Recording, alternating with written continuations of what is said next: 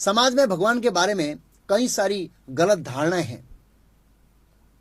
कई लोग कहते हैं भगवान एक प्रकाश है, अर्थात एक लाइट है। दूसरे लोग कहते हैं हम सब भगवान हैं। कुछ लोग कहते हैं मेरे गुरु भी भगवान हैं। कुछ कहते हैं कि देवता भी भगवान हैं। ऐसी बहुत सारी गलत धारणा समाज में है। इसलिए हम संक्षिप्त में भगवान का विज्ञान आज समझेंगे, अर्थात भगवान की डेफिनेशन समझेंगे। जो भगवत गीता प्राथमिक कोर्स में समझे थे उस विषय को अलग दृष्टिकोण से समझते हैं। पहला पॉइंट है भगवान सभी के मूल स्रोत है।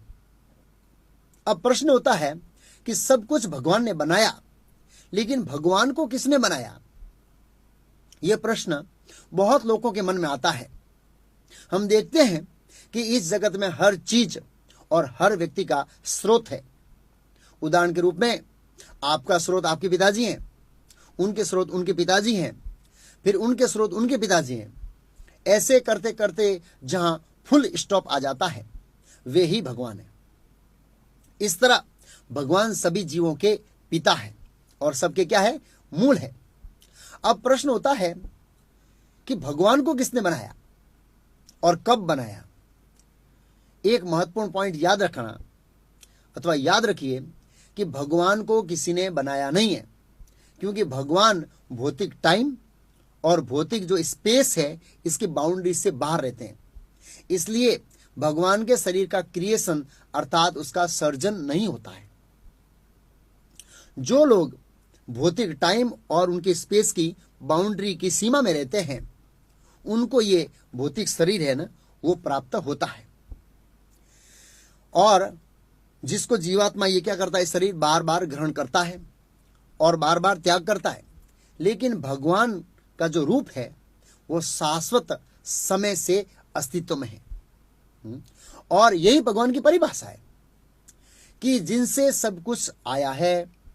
श्रीमद् भागवतम में कहा है, जन्मादस्य अतः ब्रह्म संहिता में कहा है, ईश्वरा परम कृष्ण सच्चिन आनंद विग्रह अनादिर आदिर गोविंद सर्व कारणम कारणम, अर्थात भगवान कृष्ण सभी कारणों के कारण है, लेकिन उनका कोई कारण अथवा स्रोत नहीं है। अगर किसी ने भगवान को बनाया है तो वो भगवान नहीं है। लेकिन हम भौतिक टाइम और स्पेस की बाउंड्री के अंदर रहते हैं, इसलिए हमारे शरीरों का बारंबार सर्जन और बारंबार विनाश होता है। हमारा ही नहीं बल्कि इस जगत की सभी चीजों का विनाश और सर्जन होता है।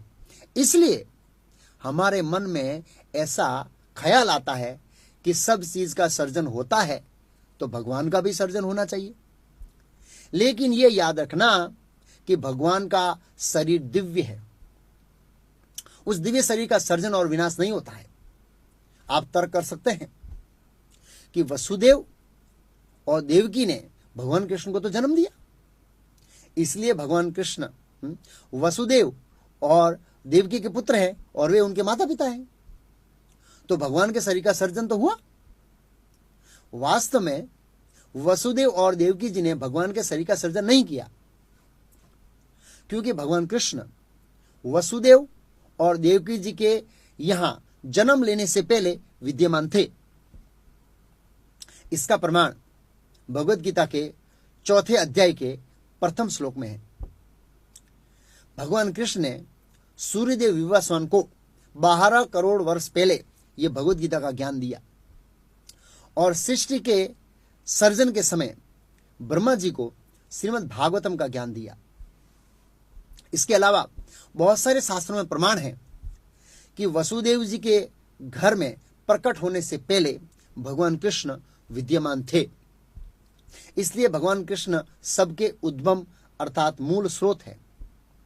और यदि हम भगवान को जान सकते हैं तो भगवान को पूछ सकते हैं कि इस जगत से कैसे बाहर निकलना है अथवा इन दुखों से कैसे बाहर निकलना है।